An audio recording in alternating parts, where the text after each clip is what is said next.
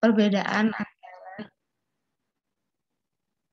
masa kini, masa sebelumnya, tentang gadget, tentang cara hidup, terus tentang, teknologi, banyak yang berubah. Kemudian, pada hari ini kita melihat apa aja sih yang berubah dari masyarakat itu sendiri. Nah, kita bahas dari mulai perubahan sosial itu sendiri. Kemarin kan kalian baru mencari contoh-contohnya, baru melihat videonya gitu. Nah, sekarang setelah melihat atau menganalisis videonya, Ibu, akan tayangkan tentang teori atau penjelasan bagaimana masyarakat itu bisa berubah. Oke. Nah, jadi di sini kalian boleh, Ibu nanti bisa share PowerPoint-nya atau kalian boleh mau sambil screenshot gitu ya, supaya sambil diingat-ingat gitu.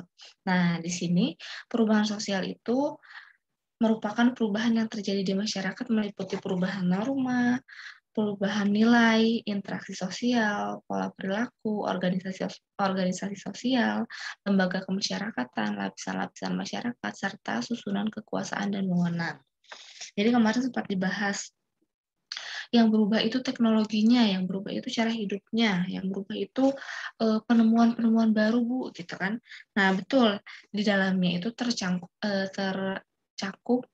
norma-norma sosial. Kan waktu kelas 10 sudah belajar nih tentang nilai dan norma apa saja sih nilai dan norma di masyarakat. Oh, ternyata ada aturan-aturan yang berubah juga di masyarakat. Terus ada pola-pola, kemudian interaksi sosial. Kita pernah bahas di kelas 10 tentang cara kita menyampaikan dan menerima pesan. Bagaimana manusia dengan manusia lainnya berinteraksi, cara kita bertukar pesan, kemudian ketika ada perubahan di dalam masyarakat, ternyata pola interaksi atau cara interaksinya berubah juga gitu. Kemudian pola perilaku, organisasi sosial, lembaga kemasyarakatan, lapisan-lapisan masyarakat gitu. Nah, perubahan sosial ini merupakan bagian dari perubahan kebudayaan. Perubahan dalam kebudayaan mencakup semua bagiannya, yaitu kesenian, ilmu pengetahuan, teknologi, filsafat, bahkan perubahan dalam bentuk serta aturan organisasi sosial. Nah, di masyarakat itu, kalau kita pernah belajar tentang kebudayaan yang ada di Indonesia di kelas 11, kan beragam ya, sangat beragam gitu. Yang berubah di masyarakat itu adalah kebudayaan. Kebudayaan itu kan cara hidup atau kebiasaan yang dilakukan oleh masyarakat. Maka ketika perubahan kebudayaan itu yang termasuk di dalamnya adalah mengenai keseniannya, mengenai ilmu pengetahuan atau penemuan tentang teknologi juga, filsafat, dan perubahan bentuk serta aturan yang tadi ada norma-norma sosial.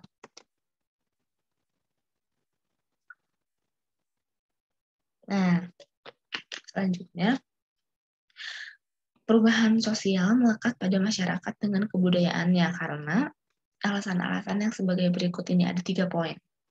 Yang pertama, menghadapi masalah-masalah baru. Yang kedua, ketergantungan pada hubungan antar warga pewaris kebudayaan. Yang ketiga, lingkungan yang berubah. Jadi, kenapa sih masyarakat itu berubah? Alasannya dari kebudayaannya itu karena menghadapi masalah baru seperti apa tantangan zaman yang seperti kita di era digital ini. Masalah barunya tuh adalah pandemi. Mau nggak mau kita harus menjadi manusia robot ya. Apa-apa serba digital, apa-apa serba online. Pesan makanan aja udah mulai online sebelum ada pandemi. Ditambah pandemi sekarang makin berjamur tuh Shopee Food ya. Sekarang udah mulai merambah tuh Shopee Food, bukan hanya GoFood atau GrabFood. Kemudian sampai belajar pun sekarang online, sampai harus kangen-kangenan sama orang itu udah nggak bisa tuh tatap muka, walaupun saudara gitu, walaupun masih keluarga, tapi karena ada pembatasan apa aktivitasnya pembatasannya dari vaksinasi, karena kalau yang belum divaksin nggak boleh tuh pergi-pergian walaupun hanya ke rumah neneknya beda kota gitu.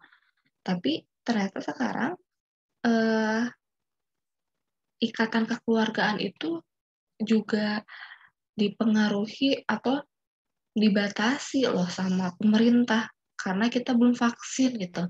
Jadi akses kita dibatasi juga, nggak sebebas dulu gitu. Masalah barunya ya karena ada pandemi ini yang harus kita hadapi. Maka segalanya serba dirubah menjadi serba digital, serba online gitu. Atau memang kita harus vaksin dulu, baru kita sedikit bisa bebas bepergian. Tapi kan karena ada masalah baru pandemi datang, makanya jadi kita sedikit berubah cara hidupnya, sedikit berubah pola pikirnya, kan jadi lebih hati-hati sekarang, jadi lebih menghargai waktu gitu.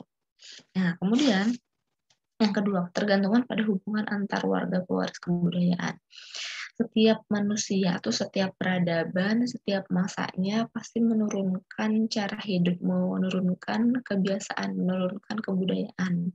Contohnya nenek kita menurunkan cara hidupnya tentang hidup sehat dalam menjaga makanan, gitu ya.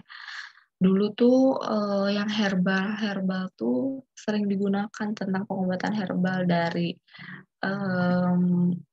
dedaunan untuk apa ya, kesuburan tubuh atau kesehatan gitu ya.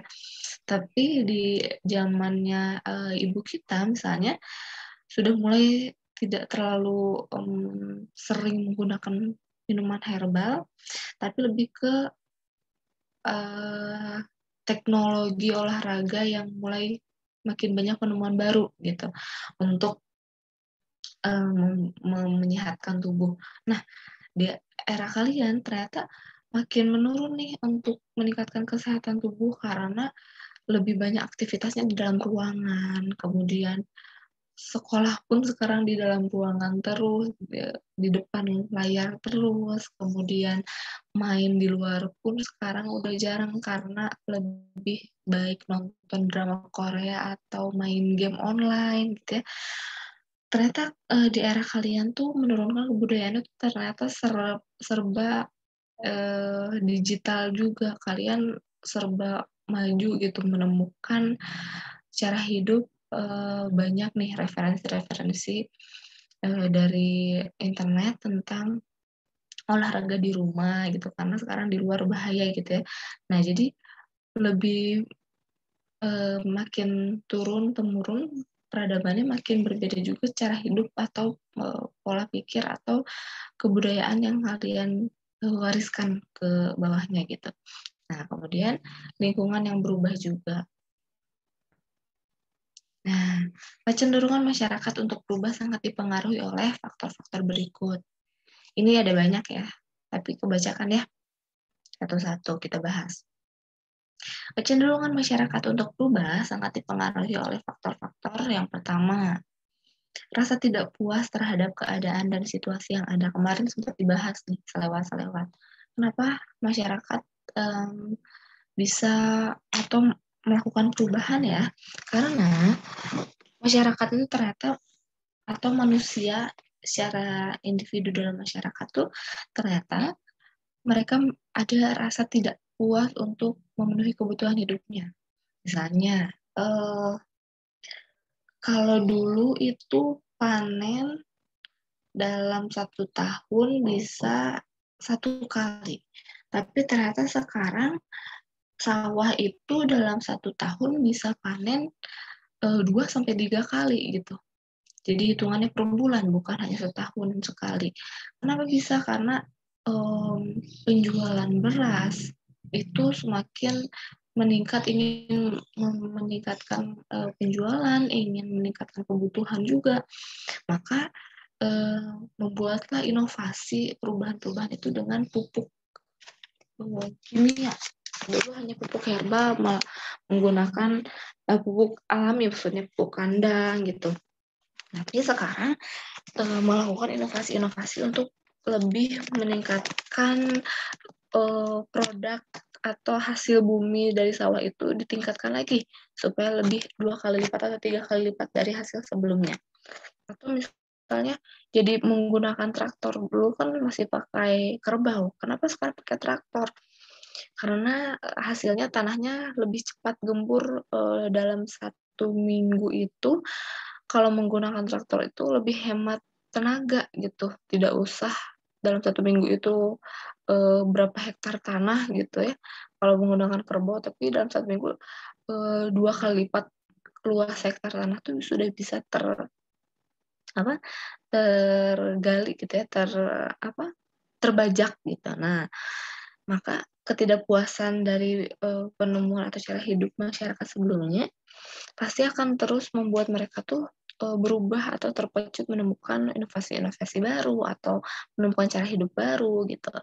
Kemudian poin 2, timbulnya keinginan untuk mengadakan perbaikan. Nah tadi, selalu ada keinginan untuk membuat atau memperbaiki penemuan itu, memperbaiki cara hidup itu supaya hasilnya makin meningkat, hasil buminya makin meningkat gitu, mengadakan perbaikan, makanya ada perubahan. Terus yang ketiga, kesadaran akan adanya kekurangan dalam kebudayaan sendiri sehingga berusaha untuk mengadakan perbaikan. Terus ya yang tadi masih contohnya tentang, hasil bumi gitu. Karena merasa kurang banyak hasilnya kalau masih pakai konvensional kerbau gitu. Makanya, mereka mulai beralih tuh pada ke traktor, mereka mulai belajar mesin. Dulu kan ya sekedar kerbau dipecut saja cukup gitu, tapi ternyata sekarang mereka harus meningkatkan skill menguasai mesin untuk beralih ke traktor gitu. Kemudian adanya usaha masyarakat untuk menyesuaikan diri dengan keperluan, keadaan, dan kondisi baru yang timbul sejalan dengan pertumbuhan masyarakat. Nah, yang tadi, keperluan hidup, kebutuhan hidup makin meningkat, keadaan makin terpuruk gitu ya karena pandemi, kondisi baru yang timbul, dunia serba digital.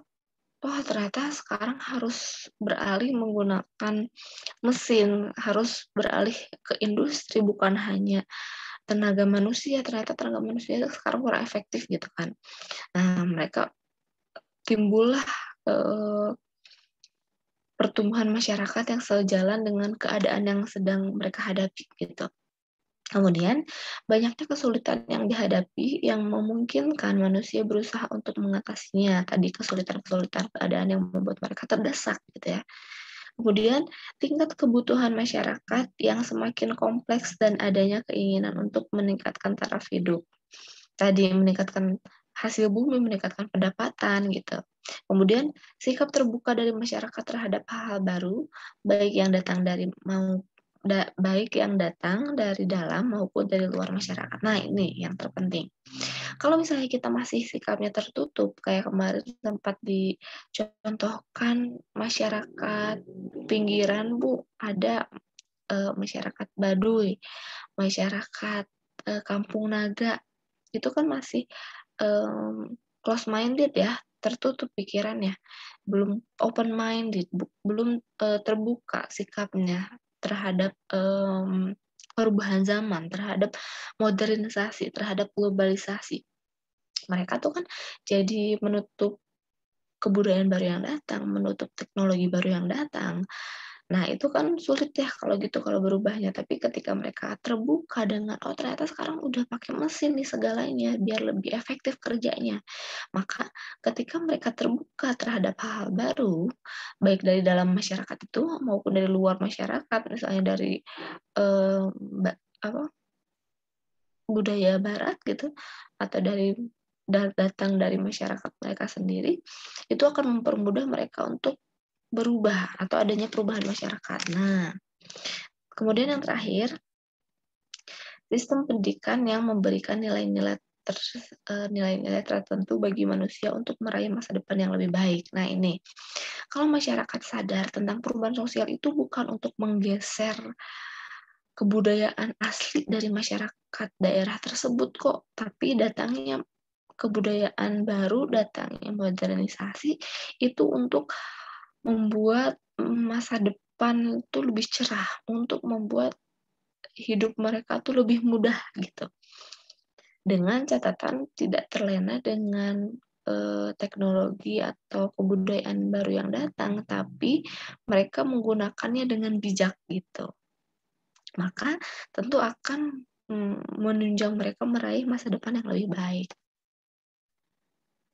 Oke, selanjutnya. Ternyata perubahan sosial dapat berupa kemajuan dan kemunduran. Sampai sini, baik dulu. Sampai sini, ada yang mau ditanyakan dulu sebelum dilanjut?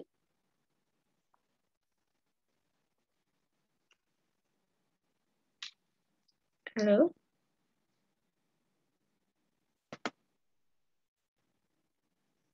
Ada yang mau ditanyakan dulu? Sudah paham, Bu. Oke. Belum ada yang mau ditanyakan, berarti Ibu lanjut ya.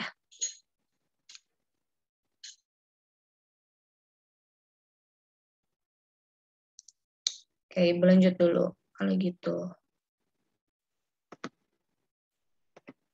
Nah, ternyata perubahan sosial itu dapat berupa perubahan yang terjadi kemajuan atau kemunduran. Kenapa? Kirain perubahan sosial itu hanya ada perubahan yang membuat kemajuan di masyarakat, Bu. Karena tadi ada poinnya di sini, memberikan nilai-nilai tertentu bagi manusia untuk meraih masa depan yang lebih baik. Oh, ternyata ada perubahan sosial yang membuat atau ada kemajuan atau ada perubahan sosial yang menampakkan kemunduran gitu. Ternyata di sini kita bahas dulu kemajuan atau progres bahasanya ya, perubahan sosial yang menuju ke progres. Terjadi apabila perubahan yang ada mampu menciptakan kemudahan bagi masyarakat untuk memenuhi kebutuhan hidupnya tadi. Hidupnya supaya lebih mudah, hidupnya supaya meraih masa depan yang cerah, kita menerima teknologi baru, menerima kebudayaan baru. Nah, perubahan di sini diartikan sebagai proses pembangunan masyarakat ke arah yang lebih baik.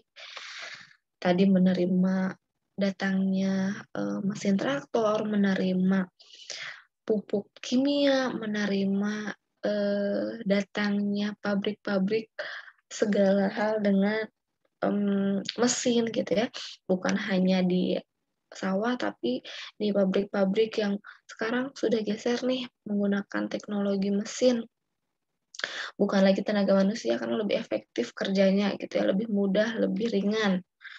Nah, tapi ada juga perubahan yang dikaitkan berupa kemunduran atau bisa disebutnya regres. Kalau progres ingat aja, oh sudah ada menunjukkan progres nih.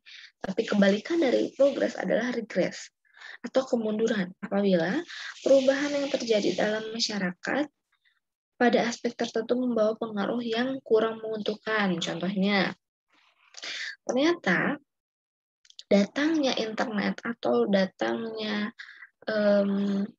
internet ya, datangnya internet ke anak-anak usia SMP atau SD misalnya ya, mereka belum bijak nih dalam menggunakan internet, tapi sekolah sekarang sudah harus mantengin internet terus, nge-zoom terus, tapi ternyata anak-anak SMP belum bijak menggunakan, bukannya dikasih kuota Kemendikbud, dikasih kuota gratis dari pemerintah, bukannya digunakan untuk searching tugas, bukannya digunakan untuk nge-zoom, tapi malah digunakan untuk media sosialan gitu.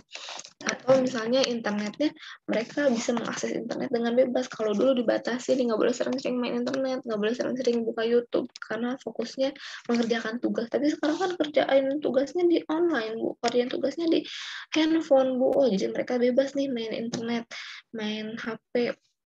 Ternyata mereka malah fokus main game online gitu. Ataupun ada kejadian di bulan Agustus tahun 2020 kemarin. Ada berita bahwa semenjak terjadinya atau semenjak pandemi COVID-19 ini berlangsung di Indonesia di bulan Agustus, tepatnya 1 tahun kemarin ya, 2020, Agustus 2020 itu tingkat penjualan diri itu meningkat. Maaf ya, ini bukan tabu, tapi ini tuh pendidikan untuk kalian, ternyata itu ada beritanya di usia SMP dan SMA.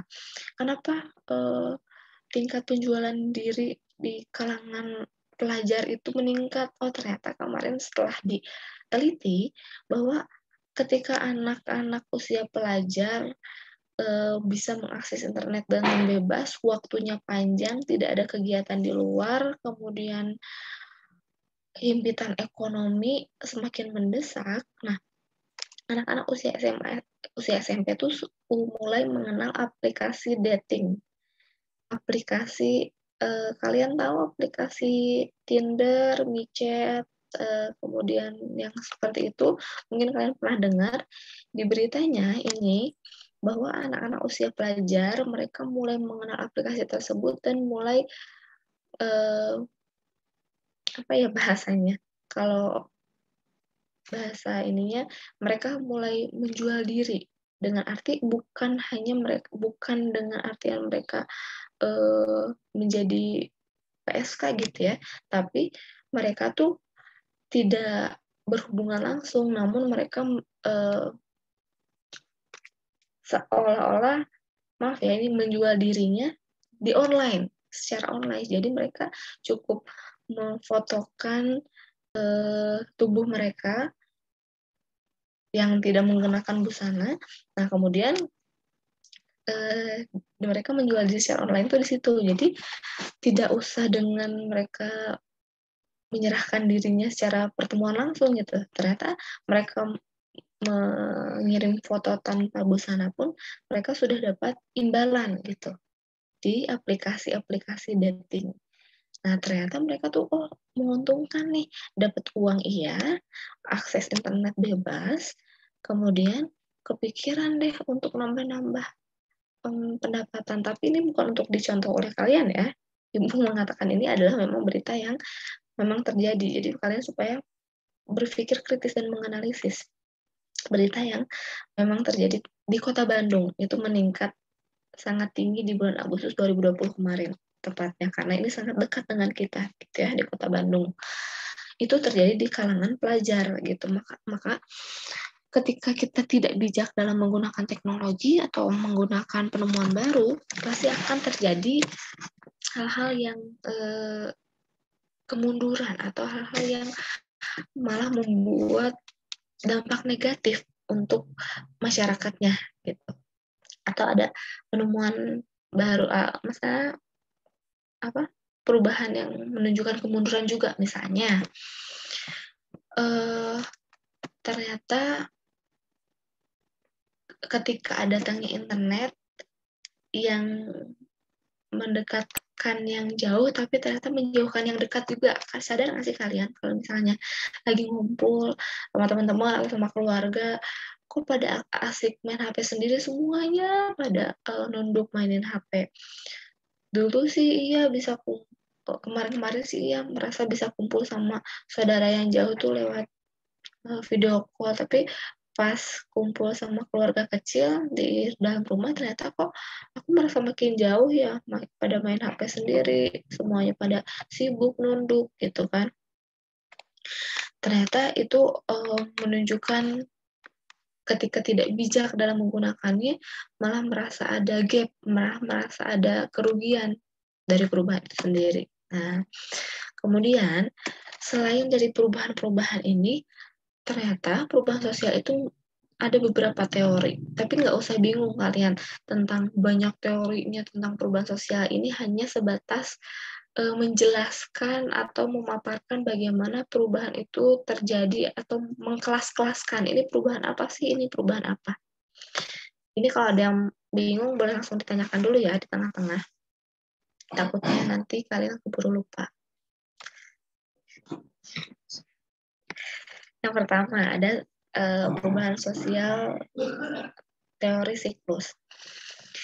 Kalau di sini kalian bisa lihat gambarnya. Kenapa gambarnya spiral gini? kalian ingatnya siklus hujan misalnya ya. Karena kalau siklus hujan kan misalnya dari air sungai menguap, kemudian terjadi titik-titik air di awan, kemudian turun ke tanah dan mengalir lagi ke sungai, kemudian dari sungai menguap lagi. Itu kan terus siklusnya berulang seperti itu kan. Nah, teori siklus di perubahan sosial pun ini sama seperti ini, berulang terus, berulang gitu. Kalau di sini kita lihat pengertiannya bahwa teori siklus ini melihat perubahan sebagai sesuatu yang berulang-ulang. Apa yang terjadi sekarang pada dasarnya memiliki kesamaan atau kemiripan dengan yang telah terjadi sebelumnya. Pola perubahan siklus adalah pola perubahan yang menyerupai spiral. Nah, yang kayak gini. Contohnya nih, di sini Ibu mau tanya, kenapa Ibu pasang gambar teteh-teteh berhijab sama um, 3 cewek modis ini? Kira-kira ada yang tahu nggak perubahan yang berulang-ulang dari 2 gambar ini? Ada yang bisa nebak nggak?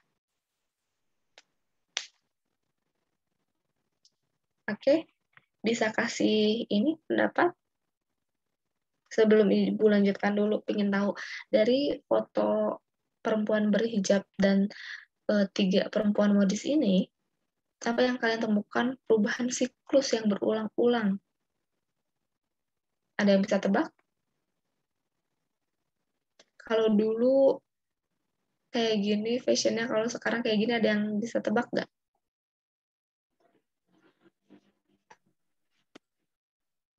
Halo, masih pada di situ kan? Iya, Bu. Fashionnya berubah, Ibu. Fashionnya berubah, maksudnya gimana? Iya. Jadi makin modern tuh kayak share screen-nya hilang. Jadi makin modern tuh mungkin menurut mereka harus pakainya tuh lebih kayak terbuka gitu. Itu kan pada terbuka itu apa sih fashionnya. Jadi kayak misalnya yang tertutup tuh enggak Kuno. enggak itulah. Udah nggak in. Oke, terima kasih Ruth. Ibu beri poin karena sudah mau mengutarakan pendapat. Ada lagi yang mau berpendapat? Tadi Nani udah cek sound. Halo halo gitu. Boleh Nani? Iya, Bu. Gimana coba menurut Nani aja pandangan Nani? Kan di gambar pertama kan cewek yang pakai jilbab, Bu.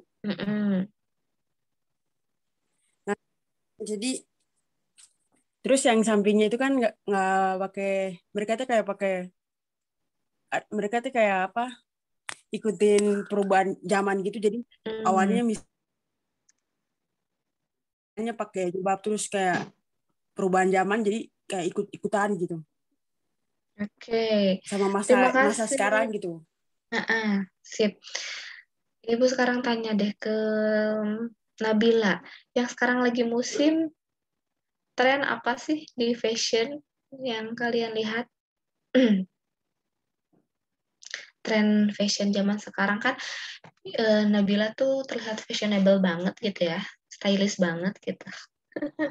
Menurut Nabila, fashion yang lagi tren sekarang kira-kira apa sih? Lebih ke fashionnya teh yang bajunya terbuka nggak sih, Bu? Oh, terbuka. Iya. Terus apa lagi yang swag gitu ya? Iya, terus yang lebih colorful gitu. Oke, yang lebih colorful itu ngikutin siapa ya yang colorful? Dulu kan Nggak Indonesia tahu. nggak begitu. Oke, satu lagi deh, siapa ya? Karena di sini ada Esa, udah lama Ibu nggak mendengar suara Esa. Coba Esa. Menurut Esa, eh, ini apa si fashion yang sekarang lagi musim? Tadi kan yang terbuka-terbuka. Menurut Esa yang lagi musim sekarang apa sih selain fashion yang terbuka-terbuka?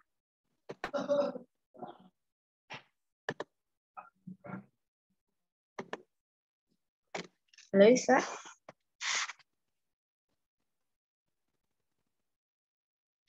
Esa masih di situ Esa?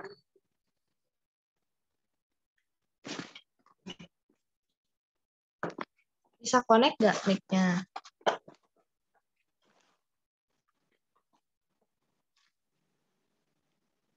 Oke, yang lain deh.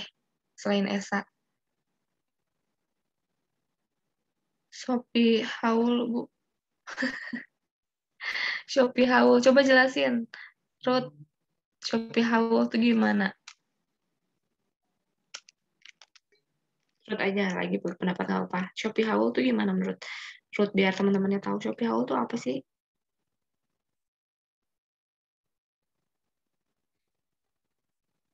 Halo? Ruth? Yang biasanya tuh Ibu suka ada di Shopee gitu kan. Itu tuh kayak ngasih fashion yang ke Korea-Koreaan gitu. Jadi, apa rekomendasi maksudnya? Atau gimana? Iya, rekomendasi. Merekomendasikan corak fashion yang lagi ngetren sekarang tuh lebih ke Korea-Koreaan yang colorful tadi, betul yang Nabila bilang. Dulu nggak seberani itu kok di Indonesia, maksudnya warna-warnanya ya standar gitu. Kok sekarang lebih berwarna ya, lebih berani. Cowok lebih berani pakai baju pink dan kuning. Dulu tuh kayak aneh gitu, kayak lebih dihujat, tapi sekarang kok banyak yang warna-warna cerah gitu ya, karena ya udah biasa aja. Sering lihat drama Korea kok pada warna yang mencolok cerah gitu. Oke, betul. Terima kasih contoh yang udah diberikan. Ada lagi yang mau ngasih contoh? Amel atau Eca atau Anel? Nggak? Oke. Bu lanjut ya. Betul tadi bahwa perubahan sosial yang siklus seperti ini tuh perubahan yang berulang. Yang berulang tuh dari fashion. Tapi kalau misalnya tadi kan kalian baru jelasinnya tentang kalau zaman dulu pakaiannya tertutup, Bu. Terus sekarang lagi trennya mereka pada terbuka. Kalian di sini siapa yang nggak download TikTok? Pasti pada download ya. Aku nggak download, Bu. Aku nggak download. Nggak download, Ruth. Oke, mungkin kalau nggak download TikTok, ada Instagram, Ruth? Ada, Bu. Oke, di Instagram kadang suka lihat ini ya, cewek-cewek, lebih fokusnya cewek-cewek sih ya, cewek-cewek yang sekarang joget-jogetnya malah makin pakai baju terbuka, terus olahraganya malah fokusnya ke baju atau tren yang dia pakainya gitu. Bukan fokus ke konten yang dia buat lebih produktif misalnya, tapi lebih ke ingin memamerkan lekuk tubuhnya gitu. Nah, betul sekarang pada makin berlomba-lomba untuk semakin mini gitu bajunya. Tapi itu mungkin udah terjadi ya beberapa tahun lalu. Sekarang mulai makin marak lagi ya, karena adanya media sosial. Mereka berlomba-lomba untuk saling kayak ini ya, haus pujian gitu. Nah, tapi kalau cewek berkerudung sekarang banyak juga nggak sih? Kalau kalian lihat di medsos? Banyak, Bu. Banyak Banyak, juga Bu. ya, betul. Jadi ternyata teorinya berulang gitu. Kalau baju berpakaian mini ya, perempuan berpakaian mini itu udah mulai rame beberapa tahun lalu ya, karena datangnya kebudayaan Barat ke Indonesia. Oh ternyata rok mini itu menggemaskan gitu ya kalau dipakai perempuan misalnya. Itu kan udah datang beberapa tahun lalu, tapi ketika orang-orang yang sudah meninggalkan beberapa ya, dulu kan pakai kerudung itu cuma ibu-ibu doang gitu ya, tapi lumayan banyak ya dulu yang pakai kerudung, tapi di kalangan ibu-ibu aja. Terus pada mulai pakai mini-mini sekarang. Sekarang berulang lagi trennya pada pakai hijab lagi gitu. Bahkan banyak ya cewek-cewek hijaber gitu. Banyak yang beralih gitu pada pakai hijab karena sekarang kerudung itu atau hijab itu bukan lagi untuk orang kuno atau kolot gitu, tapi sekarang anak muda, teteh-teteh hijaber gitu, banyak yang pakai hijab dengan dimodifikasi, dimatchingkan dengan baju, malah jadi tren gitu sekarang. Jadi berulang gitu siklusnya, ketika dulu masyarakatnya ada banyak yang berkerudung tapi hanya di kalangan kolot gitu ya, kayak ibu-ibu gitu pakai kerudung teh gitu. Terus banyak yang menggunakan pakaian mini, datangnya kebudayaan barat gitu ya, ke barat-baratan. Terus datangnya kebudayaan Korea juga. Ternyata sekarang ada artis Korea juga yang pakai hijab. Artis-artis juga sekarang pada hijrah pakai hijab gitu. Jadi aku pakai hijab juga nggak malu, pakai kerudung tuh nggak malu, karena udah bukan lagi kolot yang pakai kerudung sekarang gitu. Banyak juga artis, banyak juga public figure yang bisa mematchingkan hijabnya dengan bajunya gitu. Terus mungkin aja nanti berulang lagi, makin mini lagi. Sekarang kan ada beberapa artis yang udah pakai hijab nih kemarin, hijrah. Sekarang terbuka lagi karena ada masalah keluarga misalnya gitu kan. Contohnya ya ada beberapa kemarin, jadi gibah ya, ada artis-artis kan yang gitu. Mungkin suatu hari nanti juga ketika rame lagi hijrah gitu ya, kemarin kan lagi rame hijrah tentang nikah muda, wah pada banyak tuh nikah muda, padahal awalnya anti nikah muda gitu ya. Cara berpikir mereka, cara tren baju gitu. Terus makanan juga. Dulu kan masih ramenya makanan tradisional Indonesia. Datangnya McDonald, datangnya ramen, datangnya sushi, datang topoki. Wah, mulai nih kebudayaan baru. Mereka mulai menikmati kebudayaan luar gitu ya. Lupa tuh sama makanan asli Indonesia, makanan tradisional Indonesia. Sekarang siklusnya berubah balik lagi, mereka mulai mengkombinasikan makanan tradisional dengan makanan dari luar gitu. Contohnya misalnya salad gitu ya. Salad tuh mereka mikirnya kan itu dari barat ya, tapi sekarang bukan hanya salad buah, tapi salad sayur itu dikombinasikan gitu ya sama makanan Indonesia. Sayur-sayurannya bukan hanya jagung atau selada, tapi ditambah juga dengan yang khas Indonesia, misalnya bunga kol gitu ya, karena enak juga kok, manis misalnya gitu. Atau makanan kombinasi lainnya, contohnya apa ya, banyak sekarang kombinasi makanan yang dipadu-padankan dari barat juga dari Indonesia khasnya gitu. Misalnya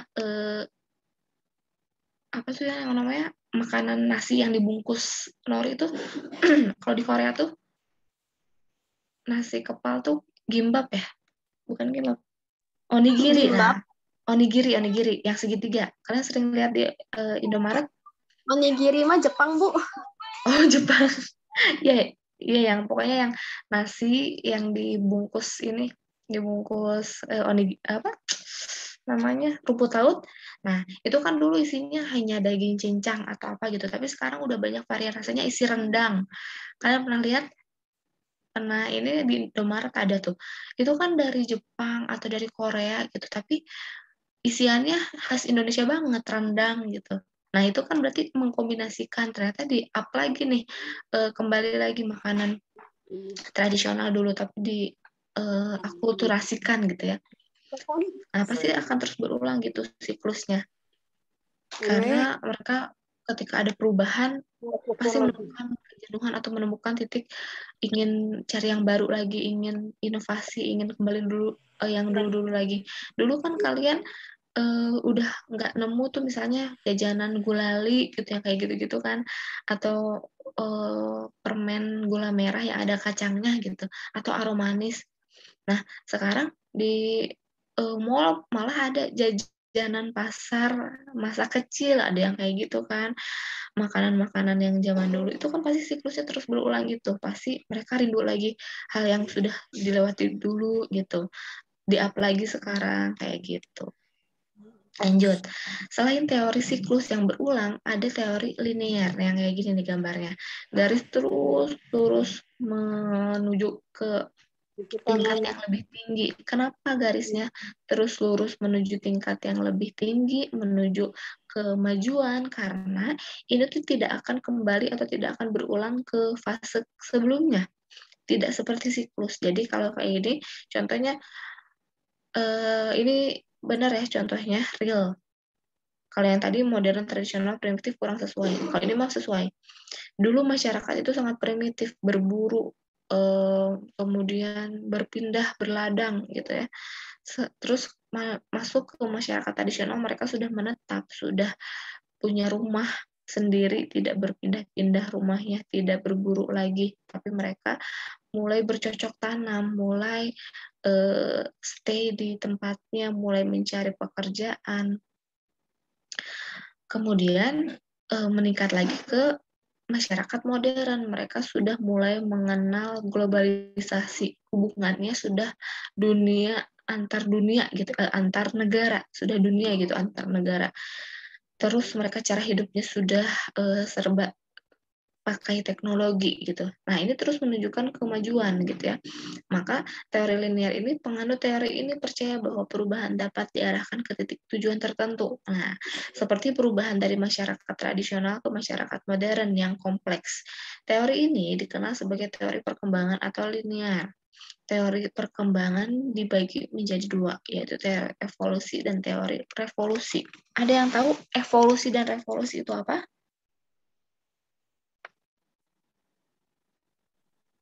Siapa yang mau jawab nih? Ibu baru tandain Ruth, Nabila, Nani. Yang lainnya ada yang mau? Karena setiap keaktifan Ibu nilainya keaktifannya, bukan benar salahnya. Yang mau berpendapat, ada yang tahu evolusi itu apa sih? Pernah dengar tapi lupa. Tapi pokoknya kayak gini lah Bu. Ada yang mau berpendapat nggak?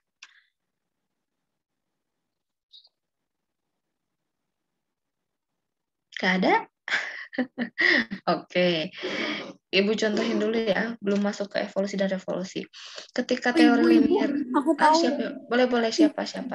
Evolusi itu kayak perubahan apa sih orang tandingan kan dari kayak monyet terus kayak gitu terus jadi manusia. Dari monyet terus jadi manusia. Oke, kalau revolusi pernah dengar nggak, Nabila?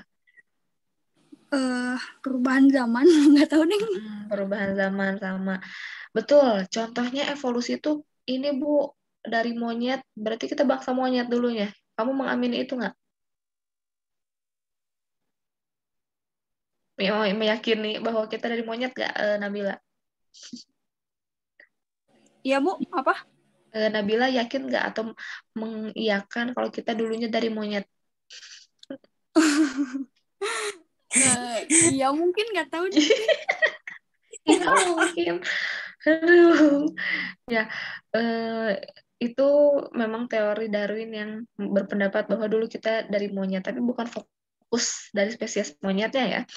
Kita fokusnya ke dulu bentuk tubuh anomali kita seperti monyet, sedikit membungkuk, agak tulangnya agak besar gitu, yang kayak gitu maksudnya.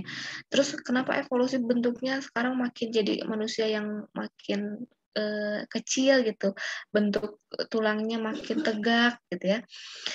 Itu kan teori penemuan evolusi, atau evolusinya sih apa sih, jangan ke monyetnya, tapi kenapa kita contohinnya monyet, karena perubahan evolusi itu berarti perubahan manusia yang sangat lama. Perubahannya dari zaman purba sampai zaman modern, melakukan perubahan-perubahan yang sedikit demi sedikit lama gitu ya perubahannya. Itu namanya evolusi. Betul, contohnya tentang perubahan manusia yang dulunya kita dari monyet ya. Itu memang teorinya evolusi, memang gitu terkenalnya. Emang jadi perubahan teori evolusi itu adalah perubahan sosial atau perubahan masyarakat yang lambat. Nah, kalau revolusi itu kebalikannya. Itu perubahan sosial yang cepat. Itu jadi bukan lagi perubahan manusia dari monyet, kemudian dari jadi mulai manusia makin tegak, makin seperti modern sekarang, tapi perubahannya yang cepat, revolusi. Yaitu kalau misalnya kalian pernah dengar revolusi industri, itu terjadi perubahan yang sangat cepat karena terjadi perubahan yang segalanya menggunakan teknologi mesin, menggunakan pabrik gitu. Udah nggak pakai tenaga manusia nih, pabrik-pabrik sekarang pakai tenaga mesin gitu ya, semuanya dirubah yang tadi Ibu contohkan, traktor kerbau menjadi traktor gitu, terus mesin tik menjadi printer gitu ya, segala cepat, segala mesin, segala dipermudah gitu. Nah, kita fokusnya dulu ke linear. Tadi udah Ibu contohkan evolusi dan revolusi. Tapi kita maksudnya apa sih teori linear ini? Teori ini linear itu menuju ke tujuan tertentu, ke titik tujuan tertentu tadi. Makin meningkat, tidak akan berulang, tidak akan berubah, tidak akan kembali ke masa lalu. Karena punya tujuan tertentu pasti makin meningkat. Masyarakat modern nggak mungkin balik lagi ke primitif kan, karena mereka udah hidup enak, serba digital, modern, hidupnya mudah, pakai teknologi, banyak penemuan baru, ngapain mereka harus berburu lagi, kan capek-capek gitu kan. Nah itu, begitupun ini, penjajahan, ngapain kita harus dijajah lagi, tapi sekarang kalau dulu ngomongin tentang perebutan tanah kekuasaan, sekarang ngomongin tentang perebutan saham kekuasaan, gitu. Jadi lebih makin maju, kita udah nggak ngomongin tuh harus memerdekakan tanah kita, tapi kita ngomonginnya harus memerdekakan saham saya, saham kita, kelompok saya, perusahaan kami gitu. Karena masyarakat sudah makin modern gitu. Walaupun secara nggak sadar kita pun masih dijajah dari ini ya, secara tidak sadar kita dijajah melalui film, melalui doktrin-doktrin gitu ya. Misalnya jadi kita fokusnya bukan ke kebudayaan kita sendiri, tapi kita fokusnya ke kebudayaan Korea, apa-apa pengen ke Koreaan pokoknya. Secara nggak langsung kan kita dijajah sama kebudayaan mereka. Lupa tuh sama tarian Jaipong, tapi ingatnya dance Korea. Lupa tuh sama lotek, taunya sama topoki gitu. Nah, itu salah satu contoh perubahan linear ya. Nah, sekarang kita masuk ke evolusi dan revolusi. Sebelumnya ada yang mau ditanyakan dulu sampai sini? Kalau belum, Ibu lanjut. Sebelum ke evolusi dan revolusi, masih ada sedikit atau 3 lagi yang melengkapi teori-teori yang tadi. Sebetulnya teori intinya atau yang teori besarnya, grand teorinya hanya 2. Ada siklus dan juga linear.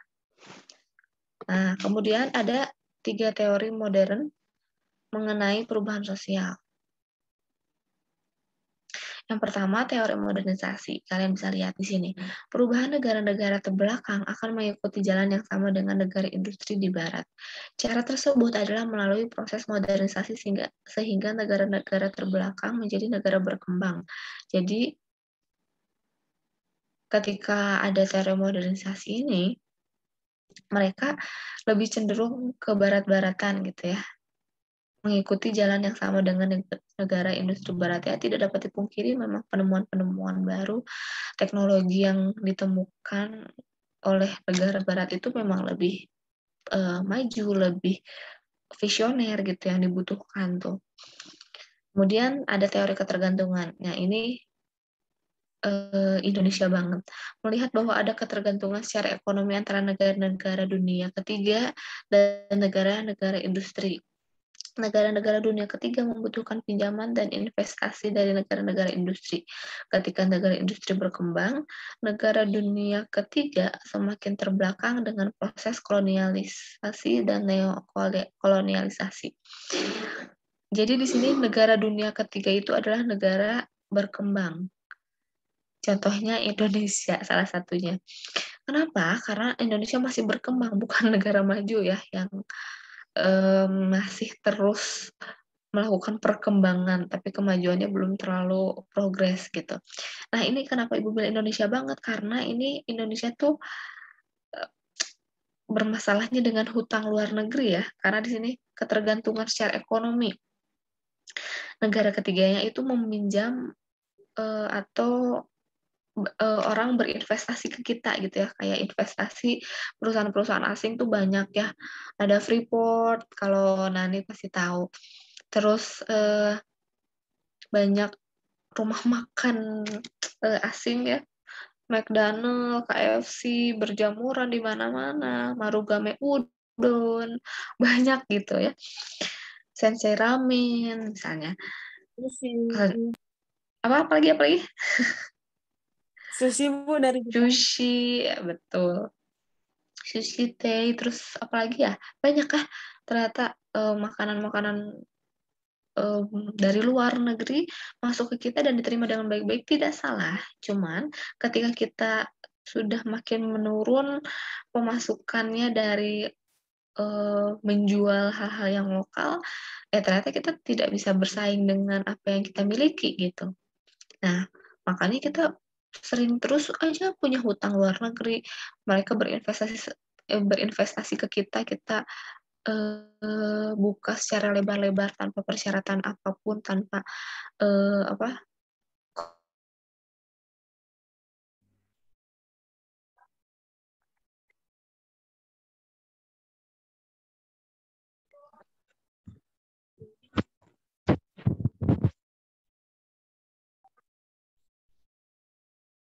Bu, dimasukin dulu Bu ke kelas masing-masing.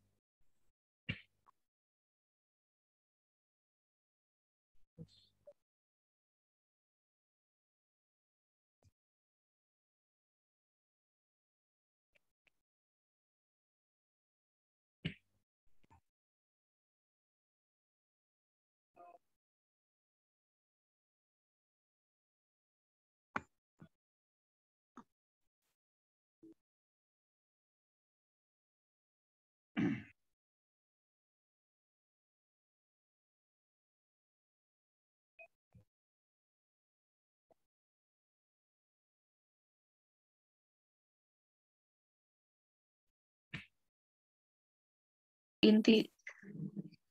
Kenapa? Karena negara Amerika memang negara yang sangat maju. Dia banyak berinvestasi di beberapa negara lainnya. Begitupun yang terjadi di Palestina dan Israel. Israel pun mendapat bantuan, sokongan dari Amerika gitu ya. Jadi memang negara inti ini tuh sangat luar biasa menguasai beberapa negara lainnya gitu. Makanya ketika ada teori-teori modern tentang perubahan sosial ini, kita pasti ketika melakukan modernisasi atau kemajuan perubahan sosial, adanya ketergantungan dari kita terhadap negara yang lebih maju, kemudian kita pasti ada sebuah penjajahan atau di bawah kuasa dan wewenangnya dari negara inti itu sendiri, yaitu pusatnya gitu ya, atau intinya ada di Amerika. Nah, kemudian tadi kita bahas lagi tentang evolusi dan revolusi. Perubahan atau bentuk-bentuk perubahan sosial. Ini, Ibu. Ya. Kayaknya udah jam 9 ya? Sampai jam 9 kan ya? Maaf Kenapa Bu, nanti? sebelumnya. Ibu udah jam 9 soalnya. Ibu ngajarnya di kelas 10 ya kalau jam kedua. Jam pertama. Jam kedua. Kalau kita udah mulai tadi. Iya, Ibu baru lihat jam, udah jam 9 ya. Oke, karena sudah menunjukkan jam 9, terima kasih sudah diingatkan. Ini kita bahas minggu depan tentang perubahan evolusi yang tadi sudah dicontohkan Nabila. Jadi selanjutnya kalian melanjutkan pelajaran bahasa Indonesia apa agama sekarang? Agama, Bu. Agama ya. Oke, kita lanjutkan minggu depan tentang perubahan-perubahan sosial. Nanti kita cari lagi contoh-contoh yang lebih menarik ya. Terima kasih untuk pertemuan hari ini.